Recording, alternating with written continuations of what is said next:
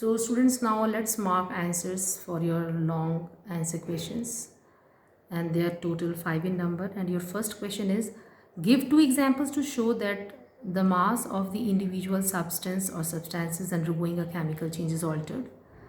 And then you have to start your answer as I have written on whiteboard. You can see the mass of the individual substance or substances undergoing a chemical change is altered, full stop. Then next line, examples hyphen. We will be writing 2 examples, and for this you have to mark your answer on book page 14, second column. And answer starts, your first example starts from its first line, as when carbon is burnt in air, the mass of carbon is reduced, full stop. All the carbon gets converted to carbon dioxide. Students, pay attention, your first point is here. When carbon is burnt in air, the mass of carbon is reduced, full stop. All the carbon gets converted into carbon dioxide, full stop. This is your first example. And your second example is your next paragraph as it is. And that is, on the other hand, if an iron nail is allowed to rust, then comma, the mass of the rusted nail is more than that of the original nail, full stop. So these are the 2 examples we have mentioned here. Fine, students. Your next question is that we have to write differences between physical and chemical changes, right? So we have to state the differences. Fine. So I guess we are on the correct page, that is book page 14, and here in the same column they have given differences in this table form, so you can write your answer from these points which are mentioned. So just mark your answer 2 here. Fine, that is differences between physical and chemical changes. Okay, then your third question is, discuss an example to show that physical and chemical changes can occur together. So this also this topic is also on the same page, and you can see on whiteboard, like I have started the answer as example, then hyphen burning of a candle, and then we will be giving both the points separately as point 1 and 2, and these points are written on book page 15, right? So the first point of the physical change you can write, and the second point of how and why it is a chemical change, that also you can write separately. So both these points you have to write to complete your answer 3.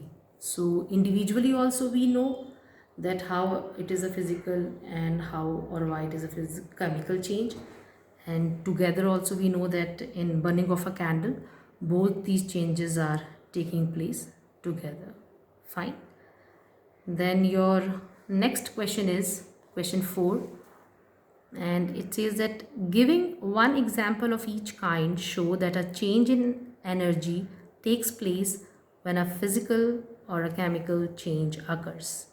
So this again we will be writing in 2 points, and you can start your answer as capital A or point number 1. Then you can give the heading an energy change in a physical change, then hyphen. Then the first point you will write here that you will mark on book page 15 and second column, and the last 2 lines we will start, and it goes as, when we dissolve ammonium chloride in water, the whole solution cools down. Fine, I repeat, when we dissolve ammonium chloride in water, comma, the whole solution cools down, and then you can write cools down, full stop. Then cooling takes place because ammonium chloride absorbs heat from water while dissolving in it. So what is the first point here, students? When we dissolve ammonium chloride in water, comma, the whole solution cools down. Then come to next page. Cooling takes place because ammonium chloride absorbs heat from water while dissolving in it. This is your first point under the heading an energy change in a physical change. Then second point is, you can write, it is an endothermic change. Your second point is, it is an endothermic change, full stop. Then it's B, or the second part. Then you have to give the heading, an energy change in a chemical change, hyphen. Now that you will mark on this same page, that is book page 16, and we will take example of burning.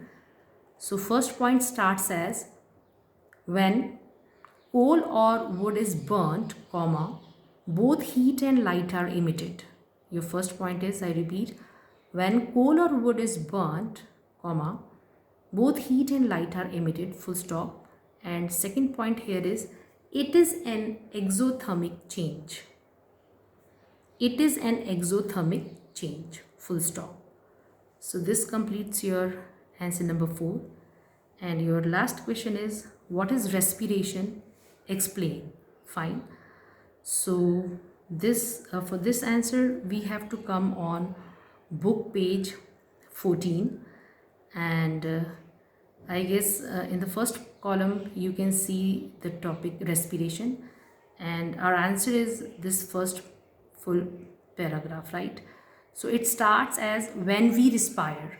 So in place of this we can write down, in this process, comma. Fine, we can start our answer as, in this process, comma, the oxygen of the air we breathe in combines with the glucose formed by the degradation of food in our bodies, full stop. As a result, the new substances, carbon dioxide and water, are formed. The change is not reversible and is therefore a chemical change. So this much is your answer for answer 5. So this you can complete with, your here like long answer questions also, students. So just mark your answers carefully so that you can complete your work, correctly, and revise your both the chapters properly for your online examination also, and go through your topics well. Fine, students, take care.